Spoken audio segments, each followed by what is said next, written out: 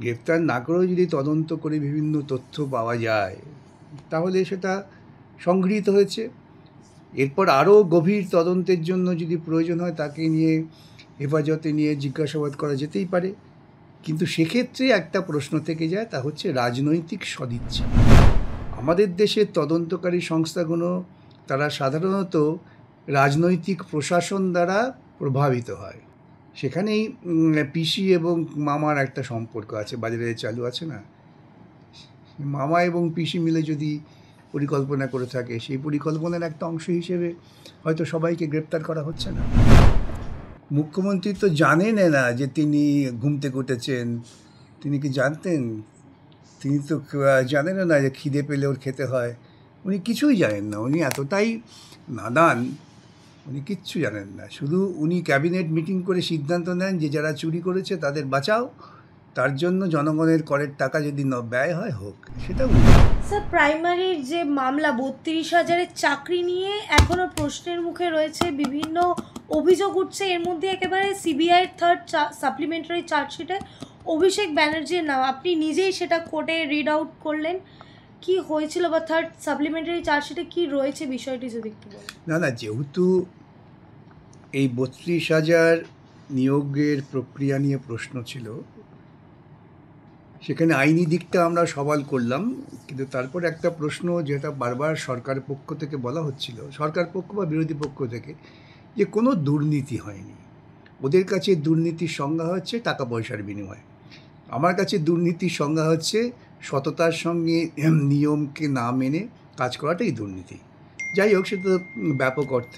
এখন এই টাকা পয়সাও যে লেনদেন হয়েছে এটা দেখাবার জন্যই আমি সিবিআই যে চার্জশিট দাখিল করেছেন, তাদের যে কোর্টে চার্জশিট দাখিল করতে হয় সিবিআই কোর্টে, নিম্ন আদালতে, সেখানে যে সমস্ত তথ্য দেয়া আছে সেই তথ্যটাই আমি পেশ করলাম ওদের ওই চার্জশিট থেকে পড়ে। সেই তথ্যে দেখা যাচ্ছে যে বিভিন্নভাবে বিভিন্ন সূত্র থেকে তৃণমূল কংগ্রেসের কর্মীরা টাকা উদ্ধার করেছেন। এবং মূলত শেষ পর্যন্ত ওই কালীঘাটের কাকু, তিনি হচ্ছেন শেষ পর্যায়ে ছাঁকনি। তিনি দেখতেন কে নাম পাঠিয়েছে, কে কত টাকা দিয়েছে, সেই সব হিসেবে নিয়োগ হতো। সেই প্রসঙ্গেই তাঁর যে কণ্ঠস্বর, তা থেকে বোঝা গেছে যে একবার পার্থবাবুর সঙ্গে অভিষেক বাবুর খুব মতান্তর হয়। মতান্তরের কারণ হচ্ছে 15 কোটি টাকা। 15 টাকা না, 1500 না, 15 লক্ষ না, 15 কোটি। এবং সেই চার্জশিটে উল্লেখ করা আছে যে টিএমসি দলটাও এর সঙ্গে যুক্ত, এবং দুর্নীতির যে লাভ, টাকা আদায়, এটা টিএমসি দলেও গেছে। অর্থাৎ যে কথা আমরা রাজনৈতিক স্তরে বহুদিন থেকে বলে আসছি, সেটা তদন্তকারী সংস্থা যে তথ্য, সেই তথ্য দ্বারা প্রমাণিত হচ্ছে। আচ্ছা, এর পরেও তো অভিষেক ব্যানার্জিকে কোনোভাবে গ্রেফতার করা যাচ্ছে না। সবসময় যে গ্রেফতার করতে হবে, গ্রেফতার করে তদন্ত করতে হবে, সেটা তো নয়। গ্রেফতার না করেও যদি তদন্ত করে বিভিন্ন তথ্য পাওয়া যায় তাহলে সেটা সংগৃহীত হয়েছে। এরপর আরও গভীর তদন্তের জন্য যদি প্রয়োজন হয় তাকে নিয়ে হেফাজতে নিয়ে জিজ্ঞাসাবাদ করা যেতেই পারে। কিন্তু সেক্ষেত্রে একটা প্রশ্ন থেকে যায়, তা হচ্ছে রাজনৈতিক সদিচ্ছা। আমাদের দেশের তদন্তকারী সংস্থাগুলো তারা সাধারণত রাজনৈতিক প্রশাসন দ্বারা প্রভাবিত হয়। সেখানেই পিসি এবং মামার একটা সম্পর্ক আছে, বাজারে চালু আছে না। মামা এবং পিসি মিলে যদি পরিকল্পনা করে থাকে, সেই পরিকল্পনার একটা অংশ হিসেবে হয়তো সবাইকে গ্রেপ্তার করা হচ্ছে না। আচ্ছা, আপনি যেমনটা বললেন যে তৃণমূল পুরো দলটাই সেখানে উল্লেখ্য রয়েছে, মুখ্যমন্ত্রী কিছু জানতেন না? তিনি তো বলছেন দুর্নীতি হয়নি, কোনো দুর্নীতি হয়নি। মুখ্যমন্ত্রী তো জানেন না যে তিনি ঘুম থেকে উঠেছেন। তিনি কি জানতেন? তিনি তো জানেন না যে খিদে পেলে ওর খেতে হয়।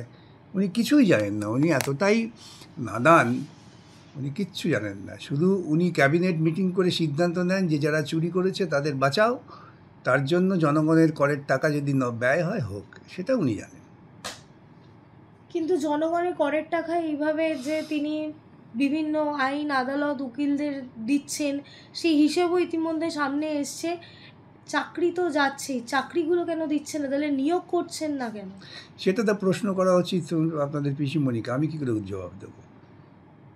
দিচ্ছেন না তার কারণ উনি প্রত্যেকটা চাকরির পেছনে উনি হিসেব করেন কত টাকা উপায় করব বেআইনিভাবে। এখন সেটা আটকে যাচ্ছে, তাই চাকরি হচ্ছে না। যেদিন দেখবেন যদি বলা হয় যে দেখুন আর কোনো মামলা হবে না, সিপিআইএমের বিকাশ ভট্টাচার্যি আউট, তাকে বন্দি করে রাখা হচ্ছে, কোর্টে যেতে পারবে না, দেখবেন ছটা অ্যাপয়েন্টমেন্ট হয়ে যাচ্ছে, কারণ টাকা কালেকশন হবে, কোনো প্রতিবাদ হবে না। আপনারা মামলা করছেন কেন তাহলে? আপনারা চান না ভবিষ্যৎ? আমরা চাই ভবিষ্যৎটা উজ্জ্বল হোক, ভবিষ্যৎটা দুর্নীতিমূলক না হোক, সেই জন্যই মামলা করছি।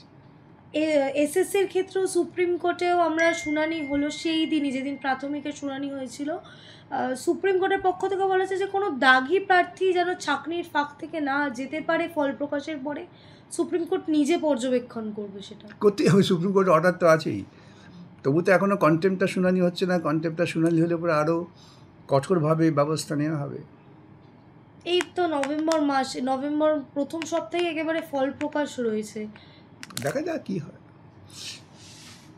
যারা পরীক্ষা দিয়েছেন চাকুরি প্রার্থী, তাঁরা যদি মনে করেন যে সব ঠিক আছে সেটা তাদের ব্যাপার, তারা যদি মনে করেন ঠিক নেই, তখন আমরা তাদের পাশে থেকে ব্যবস্থা করার চেষ্টা করব। স্যার, রাজ্যে একেবারে শিক্ষা দুর্নীতি, স্বাস্থ্যে দুর্নীতি, নারী সুরক্ষা প্রশ্নের মুখে, সেখানে রাজনীতিতে এখন যে বিষয়টা চর্চার মুখে সেটা হচ্ছে এসআইআর। কোথাও গিয়ে কি এসআইআর এর জন্য এই দুর্নীতিগুলো চাপা পড়ে যাচ্ছে? চেষ্টা হচ্ছে, চাপা তো ফেলতে পারবে না, একটা চেষ্টা আছে যে এই এসআইআর করে সাধারণ মানুষকে বিব্রত করার একটা পরিকল্পনা আছে। তা না হলে এসআইআরটা কী এমন তো কিছু ব্যাপার না। যদি নির্বাচন কমিশন ঠিকভাবে তার নিয়োগ হতো, আমি সবসময় বলি প্রত্যেকটা ঘটনার একটা পারম্পর্য আছে, প্রেক্ষিত আছে। এরা ভারতবর্ষের বুকে নির্বাচন কমিশনের নিয়োগ হয়েছে মোদির পকেটের লোক। মনে থাকতে পারে যে সুপ্রিম কোর্ট বলেছিলেন নির্বাচন কমিশনার নিয়োগের জন্য 3 জনের কমিটি হবে, chief justice of India, prime minister of India, leader of opposition. এটা বলা হয়েছিল যাতে সাংবিধানিক আধিকারিক হিসেবে একজন থাকেন যার বিরুদ্ধে আপাতভাবে কোনো রকম পক্ষপাতমূলক আচরণের অভিযোগ থাকবে না, যার বিরুদ্ধে কোনো দুর্নীতির অভিযোগ থাকবে না। সে কারণেই কিন্তু বিজেপি সরকার এতটাই সৎ সরকার যে তারা সঙ্গে সঙ্গে আইন করে, যেহেতু তাদের সংখ্যাধিক্য আছে, আইন করে কি বললেন, না চিফ জাস্টিস থাকতে পারবেন না, প্রাইম মিনিস্টারের মনোনীত একজন এবং লিডার অফ অপোজিশন। তার মানেটা কী দাঁড়ায়? যে মোদির পছন্দ মতো একজন থাকবেন, এবং মোদির পছন্দ মতো যিনি থাকবেন তিনি মোদির নির্দেশ মতোই কাজ করবেন। এখন ভারতবর্ষে বুকে মোদি আজ পর্যন্ত যে কথা প্রতিশ্রুতি দিয়েছেন সব ব্যর্থ। বিহার নির্বাচনের মুখে যখন তিনি ভয় পেলেন যে বিহারে তো বিপদ হতে পারে, তখনই তিনি এই তার পছন্দের নির্বাচন কমিশনারকে দিয়ে হঠাৎ এসআইআরের গপ্পটা চালু করলেন। নির্বাচন কমিশনের যে স্বাভাবিক কাজ তা হচ্ছে প্রতিনিয়ত ভোটার লিস্টটাকে সময় উপযোগী করা, অর্থাৎ 18 বছর বয়স হলে তার নাম আসবে, কেউ মরে গেলে বাদ যাবে। এটা এমন কোনো আহামরি ব্যাপার না। কিন্তু সেটাকে করার পরিবর্তে তিনি কি করলেন, 2002-এ ফিরে গেলেন। আরে 2002-এ ফিরে গেলে 2024-এর ভোটটা কিসে হলো? 2024-এর ভোটার লিস্টার ভিত্তিতে সংশোধন হবে তা না। আসলে এইসব করে মানুষকে একটু ব্যস্ত রাখা, উত্তক্ত করা, ভয় দেখানো, এবং ভয় দেখিয়ে বলা আমাকে ভোট দাও, তা নাহলে কিন্তু তুমি থাকতে পারবে না, তারই পরিণতি হচ্ছে এসআইআর। তা নাহলে এসআইআর নিয়ে এত হই হওয়ার কোনো কারণ ছিল না। কিন্তু বিএলওদের যেভাবে হুঁশিয়ারি দেওয়া হচ্ছে, হবে তো, বিএলওদের হুঁশিয়ারি দেবে, উনি বলবেন বিএলও হবে। আলটিমেটলি ভোটার লিস্টটা সংশোধন ঠিক মতো হবে না, আর এই ভয়ে নির্বাচনে তারা ফয়দা লোটার চেষ্টা করবেন। এবং আপনাদের সামনেই বলছি, বিহার নির্বাচনে যদি মোদি হেরে যায় তাহলে দেখবেন এই এসআইআর নিয়ে আর বেশি উত্তাপ হবে না। তখন এসআইআরটা ধীরে ধীরে পরে একেবারে পুরোপুরি ঘুমিয়ে পড়বে। শ্রমিক ভট্টাচার্য তিনি বলছেন যে বামপন্থীদের যারা ভোট দেন তারা বুকে পাথর রেখে হলেও বিজেপিকে ভোট দিন, এবার তৃণমূলকে হারাবো।